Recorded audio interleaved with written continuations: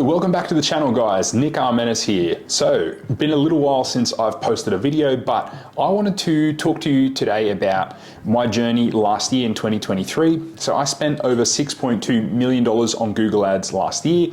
Now that obviously wasn't my money, that was clients' money. So I wanted to share with you the lessons that I learned from spending that $6.2 million profitably. It generated $37.5 million. I'll actually take you into the Google Ads dashboard briefly and quickly show you, so you actually believe me. I'm not here to lie to you. I'm just here to share with you some tips and what I learned in 2023 managing this money. Okay guys, as you can see, I spent $6.2 million. This is my agency ad account and generated almost 38 million. It's probably much higher than this, and the conversion value over cost, or the return on ad spend, is also higher.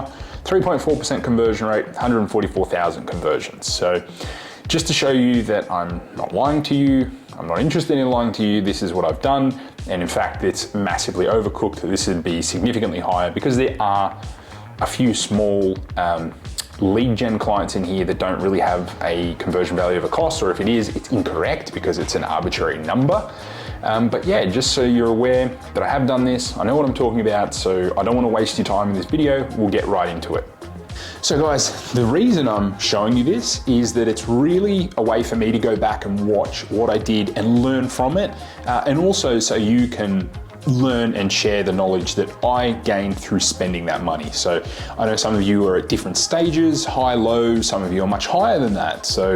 But I hope that you'll get some knowledge out of this. So my first and most valuable tip or lesson is you really need to understand how the Google Ads system and platform actually works, right? So you need to understand its strengths, you need to understand its weaknesses, and you need to know when to use what campaign and what strategy, and for what business is better suited to different things now. And what I mean by that is that if you're an e-commerce business, you really need to be relying on Shopping or Performance Max for the majority of your sales. There are other campaigns you can use, but that's going to be your main bread and butter. If you're a lead gen business, you can still use PMax, but you're probably going to be relying more on search text ads. And understanding the actual platform, what I mean by that is that Google Ads, you are looking for people that are searching in the Google Ads system. So in actual google.com or on their phone, they're searching for something. Now that something might be a solution to a problem. There's all different stages that people are when they're searching. They might be searching for a specific product, and if you sell that and present it to them, they may buy. But then they might just be looking for something more broadly in the category that you're in. And this leads on to tip number 2, and that is you never, ever, ever forget that on the other side of the ad, there's an actual person.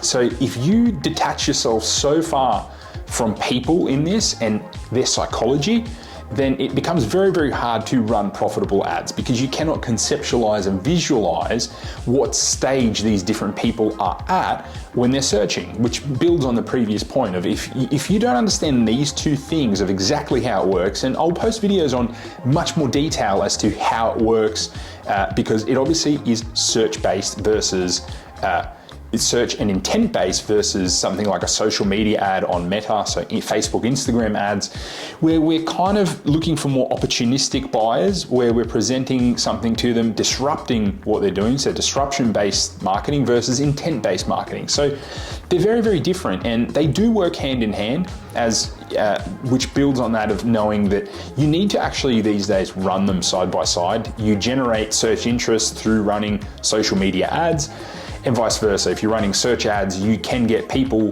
buying because they've seen your ads on Google, then they jump onto Facebook or Instagram and see your ads again through remarketing. Never ever forget that there is a customer on the other end of the ad, and that person is a human being, okay? The third is conversion tracking. I harp on about this, but you'd be surprised how many people either don't have this installed or it's installed incorrectly.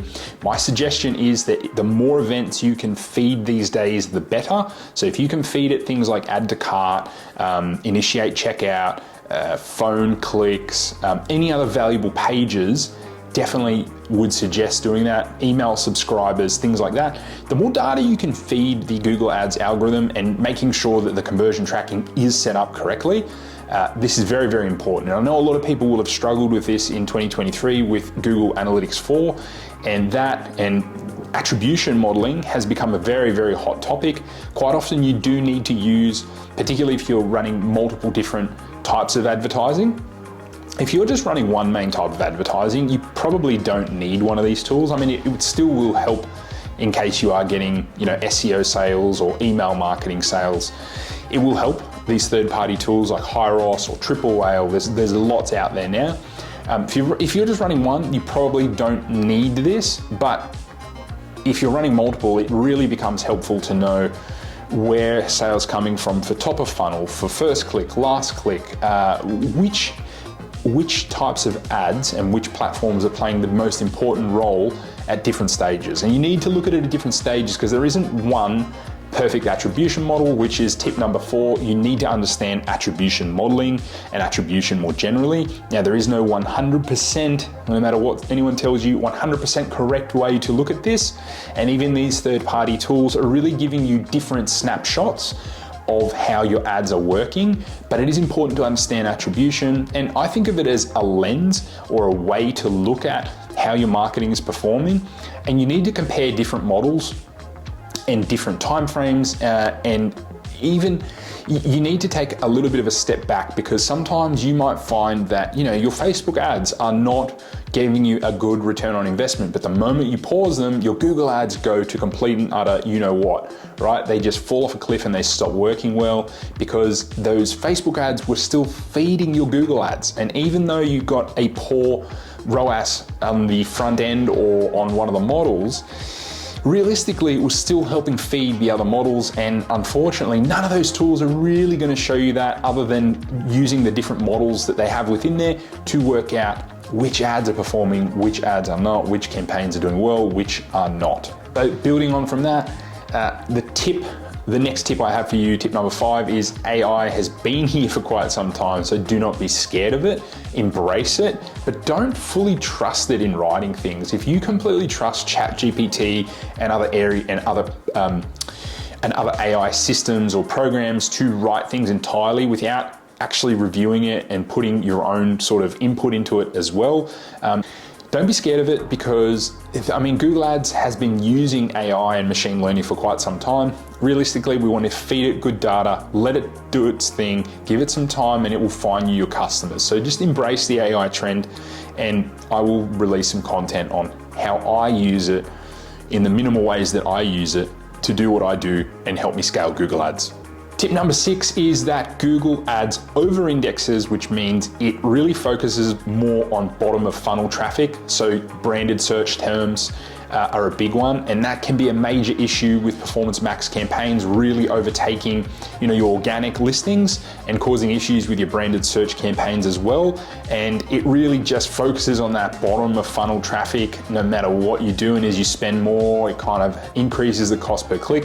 There's a lot of strategies you can do to force it to stop that, and I'll cover that off in other videos. But there's things like, you can send Google a list of keywords you want to exclude. You can use the branded search setting in there to exclude any branded terms of your brand. It isn't perfect though, so you really want to send them that keyword list as well. I do suggest having at least one PMax campaign that does target branded terms, because if you don't have any spend going to it, sometimes it can start to really atrophy and impact your branded search results and the amount of sales you get from there. And what happens is, I'm finding is a lot of competitors are coming up for branded terms now more than it used to be. So for example, if you had a brand, you would kind of occupy the entire shopping real estate if it was your brand, but now competitors' brands come up in those auctions far more regularly, and so you cannot occupy that as well if you're not spending any money on it. So you do want to kind of protect your brand a little bit with that. And make sure you, on top of that, so as we know, Google Ads over-indexes for bottom of funnel traffic. Force it to find new customers by optimizing for new customers and having campaigns in there to bring in new customers, and also running ads on other platforms so that you have fresh traffic and refreshing those remarketing audiences on Google and Google Analytics.